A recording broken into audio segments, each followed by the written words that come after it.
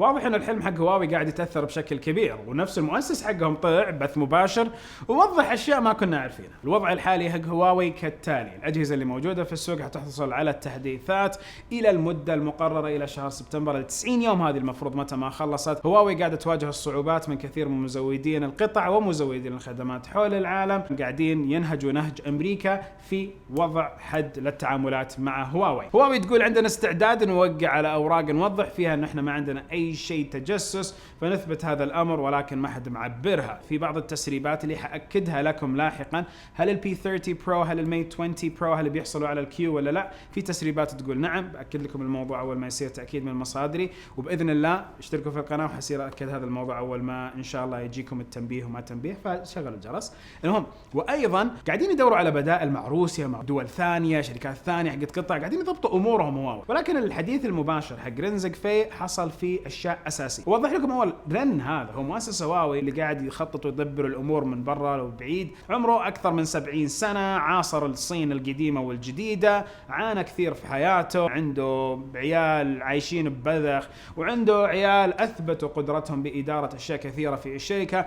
المهم، رن في تصريحه عطى الاشياء التاليه: المشكله الحاليه بين هواوي والولايات المتحده الامريكيه سياسيه اقتصاديه ليست تقنيه. كل الطرفين سيتاثروا من معاناه هواوي، الطرف الامريكي وكل شركاته، والطرف الصيني وهواوي حيتاثروا من وضع الحالي. بس احنا يا هواوي ما حنطرد اي موظف في العام القادم، بل ايضا حنستمر في نفس الاستثمار في البحث والتطوير، وحنحط 100 مليار دولار في تطوير منظومه اعمالنا، بحيث انه ما نعتمد على الشركات الاجنبيه بشكل كبير، ونقدر نضبط امورنا بحالنا بدون ما نعتمد على احد. متوقع انه يكون ايراداتنا 104 مليار في عام 2019. كان المتوقع 125 مليار، ولكن بتنزل ال 104. اصلا ارباحهم ودخلهم العام الماضي الظاهر او الارباح كانت 100 مليار دولار، فهم اصلا في نمو، ولكن حيقل النمو المتوقع. وايضا 40% من المبيعات العالميه تاثرت بعد مشكله هواوي. الشيء اللي صار لنا من امريكا ما حيوقف مسيرتنا، وعوده هواوي حتكون متى؟ عام 2021. عوده هواوي ب 2021 هذا لا يعني انه بيتوقف الاعمال حقتهم، قالوا مستمرين باعمالنا، امورنا ماشيه، كل شيء ماشي،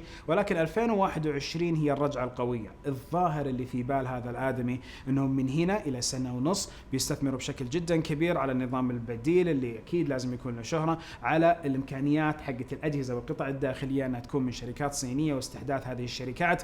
نتكلم على قدرات عالية لازم يحطوها في جوالاتهم ويستعينوا على نفسهم بدل ما يستعينوا على الغير في احداث التطور، انه 2021 يرجع هواوي بالحلم. هل هواوي تقدر ترجع بالحلم لحالها 21؟ يمكن يقدروا يبهرونا مرة ثانية. لا ننسى انه خلال 5 سنوات شركة صينية قدرت تتغلب على المركز الأول والمركز الثاني في نفس عدد الجوالات المباعة عالميا، وقدروا يصيروا في التوب 3 خلال كم سنة. بعدها صاروا في التوب 2 عام 2018، وعرفنا انهم صاروا تحت سامسونج. والمفروض العام هذا انه سامسونج وابل حينزلوا ثاني ثالث، وهواوي تصير مركز الاول، لو استمر نفس النمو والنقص عند الشركات الثلاثة زي ما كان في العام الماضي. كانت ترى سامسونج بتطيح للمركز الثاني، هواوي بتصير المركز الاول. وشركة ابل شركة امريكية، والشيء اللي اتخذته امريكا يمكن عشان يحملوا ابل واقتصادهم يحملوا مجموعة الشركات الاخرى، ولكن ما حد ينكر بتتاثر الشركات الاخرى. هل بتتاثر ابل؟ ما ادري. فالمهم اشياء كثيرة قاعدين نستنى التاكيد عليها. ايضا الميت اكس وش وضعه؟ الميت 30 و30 برو بيطلعوا بيعلنوا ولا لا؟ الانظمة وش بيصير عليها بعد ما ال90 يوم هذه تروح وما حد حيتكلم لين ما يصير شيء رسمي؟ وش وضعنا مع اجهزة هواوي؟ اذا انت عندك احد اجهزة هواوي تاكد ان امورك